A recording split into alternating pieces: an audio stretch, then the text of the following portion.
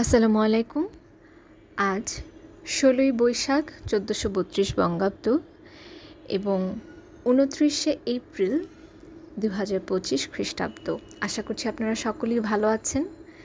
বরাবরের মতোই English vocabulary নতুন ৫টি শব্দ নিয়ে আজ কথা বলবো এবং জানার চেষ্টা করব শব্দগুলির বাংলা অর্থ, ইংলিশ উচ্চারণ এবং শব্দগুলো দিয়ে গঠিত একটি বাক্য।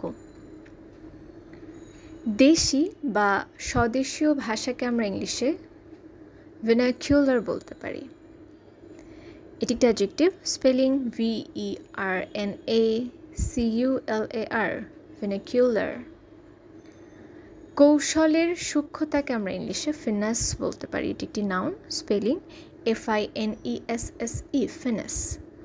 অক্ষরজীবী যারা, তাদেরকে আমরা ইংলিশে স্ক্রাইব বলতে পারি। এটি একটি নাউন, স্পেলিং SCRIBE, স্ক্রাইব।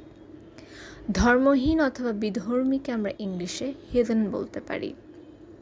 এটি একটি অ্যাডজেক্টিভ, স্পেলিং HEATHEN, হেদেন।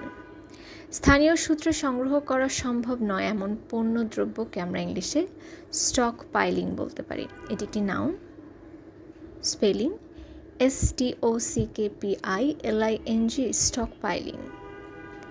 শব্দগুলো দিয়ে গঠিত একটি বাক্য অনেকটা এরকম হতে পারে: The scribe recorded the vernacular tales of the heathen tribes, admiring their finesse in stockpiling food for the harsh winters. অসংখ্য ধন্যবাদ।